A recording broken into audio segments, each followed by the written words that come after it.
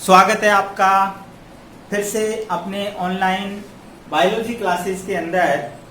हमने संवेदी अंगों वाला चैप्टर स्टार्ट किया था और उसमें सबसे पहले हमने नेत्रों की संरचना के बारे में पिछली वीडियो में डिटेल से पढ़ा था और उसमें हमने आपसे कहा था कि जो नेत्र की जो रेटिना होती है उस पर अलग से क्वेश्चन बनता है। तो आज हम नेत्र की रेटिना, जिसे हम दृष्टि पटल कहते हैं, उसकी संरचना को विस्तार से बताने वाले हैं। तो यहाँ पर हमने एक डायग्राम भी बनाया है जो जनरली आपको बुकों में नहीं मिलता है, लेकिन ध्यान रखना इस पर भी क्वेश्चन आपसे पूछा जा सकता है क्योंकि ये अपनी बोर्ड की बुक में दिया हुआ है। तो हमें अलग से क्वेश्चन मिलेगा कि मानव की नेत्र में रेटिना की स्ट्रक्चर को समझाइए। तो रेटिना जो कि दृष्टि पटल होती है, नेत्र की सबसे इनर मोस्ट लेयर, नेत्र की संरचना में हमने 3 परतें पढ़ी। सबसे बाहर वाली जो थी उसे दृढ़ पटल अर्थात स्क्लेरॉइड, मध्य को रक्तक पटल अर्थात कोरोइड, जबकि सबसे आंतरिक इनर मोस्ट लेयर जिसे हमने दृष्टि पटल अर्थात रेटिना जो है वो सबसे मोस्ट और जिसे हम कह सकते हैं संवेदी, प्रकाश के प्रति संवेदी परत होती है जो हमें वास्तव में प्रतिबिंब का निर्माण करती है। नेत्र में जो प्रतिबिंब का निर्माण होता है वो दृष्टि पटल पर ही होता है, इसीलिए इसे हम दृष्टि पटल कहते हैं। तो ये नेत्र की सबसे आंतरिक और प्रकाश संवेदी परत होती है। बाहर से ये देखने पर दांतेदार दिखती है जिसे ओरा सेरेटा कहते हैं, बाहर से दांतेदार होती है ये, जिसे ओरा सेरेटा कहते हैं। हम इसके काट में देखते हैं तो ये 2 उप स्तरों में बटी होती है। 2 उप स्तर होते हैं, ध्यान रखना 2 उप स्तर हैं। बाहर वाला होता है उसे हम वर्णक स्तर अर्थात रंगा स्तर कहते हैं, जिसमें पिगमेंटेड लेयर होती है, जबकि आंतरिक जो स्तर होता है वो तंत्रिका कोशिकाओं से बना होता है जो कि संवेदी स्तर होता है। वास्तव में देखा जाए तो आंतरिक स्तर अगेन 3 पार्ट्स में, 3 भागों में या 3 लेयर्स में डिवाइड होता है। शलाका व शंकु लेयर होती है, उसके बाद द्विध्रुवीय न्यूरॉन लेयर होती है और तीसरी जो होती है वो गुच्छकीय लेयर होती है।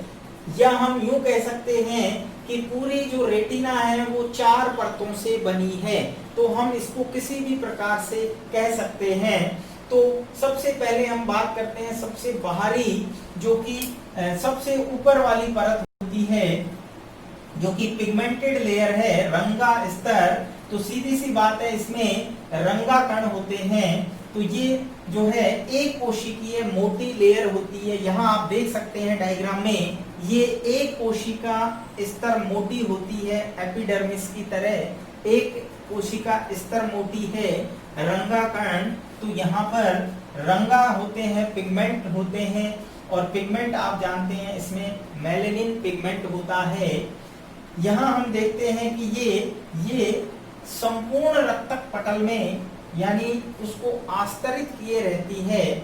और सीलियरी काय और आइरिस, हमने नेत्र में पढ़ा था, सीलियरी काय और आइरिस जो है वो कहाँ किससे बनता है, रक्तक पटल से बनता है। तो वहां तक ये फैली होती है, इसके अलावा अब हम बात करते हैं दूसरे स्तर की। तो ये आंतरिक और तंत्रिकीय स्तर होता है, जिसमें तंत्रिका कोशिकाएं होती हैं, न्यूरोसेल होती हैं, न्यूरॉन्स होते हैं, जिनके द्वारा ये बनी होती है।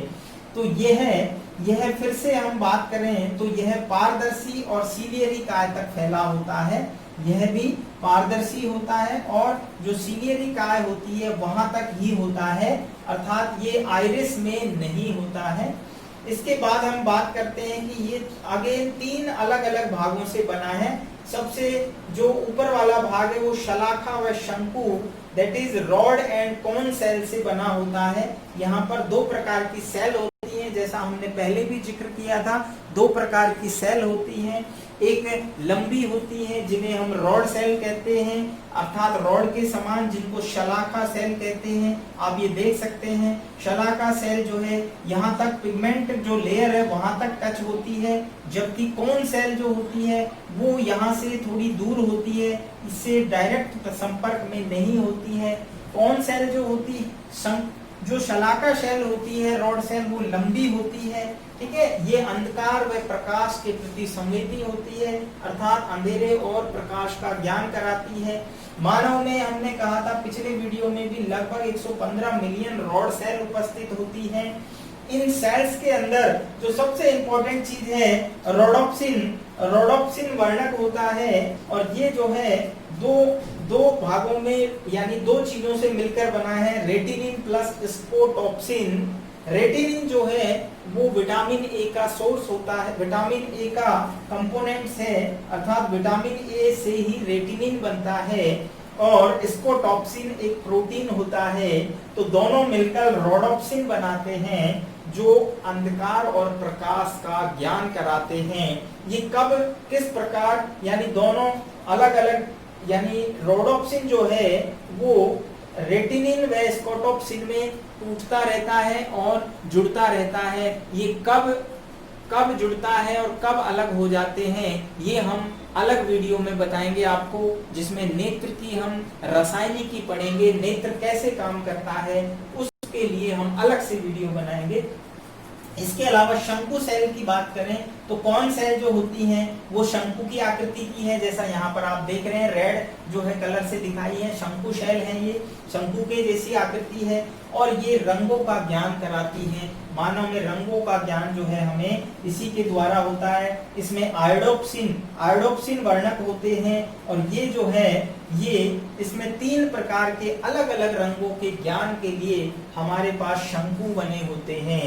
तो अलग अलग रंगों के लिए शंकु होते हैं, लाल, नीले, हरे रंग के लिए स्पेशली लाल रंग के लिए एरिथ्रोलेबे शंकु होते हैं, नीले रंग के लिए साइनोलेबे और हरे रंग के लिए क्लोरोलेबे प्रकार के शंकु होते हैं, और तीनों मिलकर 3 बेसिक रंगों का ज्ञान कराते हैं। ध्यान रखना बेसिक रंग 3 ही होते हैं।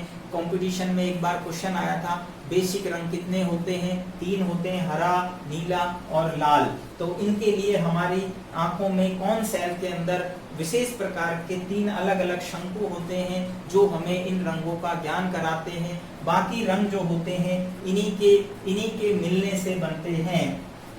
आगे हम बात करते हैं यदि ये शंकु यदि काम नहीं करें नेत्र के अंदर तो वर्णांधता अर्थात कलर ब्लाइंडनेस नामक रोग हो जाता है, जो कि एक आनुवंशिक रोग है जिसके बारे में हम आगे जेनेटिक्स में पढ़ेंगे।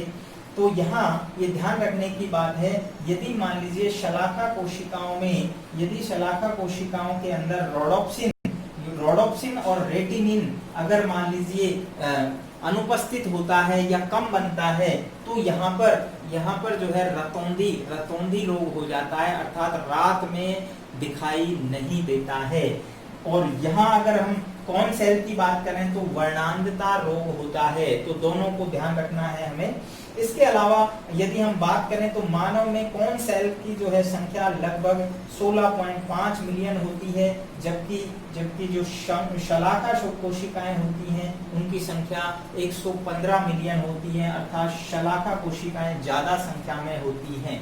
यहाँ पर एक नोट करने वाली बात है कि उल्लू के रेटिना के अंदर शलाका कोशिकाओं की संख्या ज्यादा होती है और इसीलिए ये रात में भी देख पाता है, जबकि मुर्गी का जो रेटिना होता है, मुर्गी जो पक्षी है उसके रेटिना में ओनली कोन सेल होती हैं, शलाका कोशिकाएं अनुपस्थित होती हैं, जिसके कारण ये केवल दिन में ही देख पाती हैं। मुर्गियां केवल दिन में देख पाती हैं, रात में इनको दिखाई नहीं देता है। तो ये चीज हमें नोट करने वाली है, ध्यान रखने वाली बात है कि ये क्वेश्चन पूछा जा सकता है।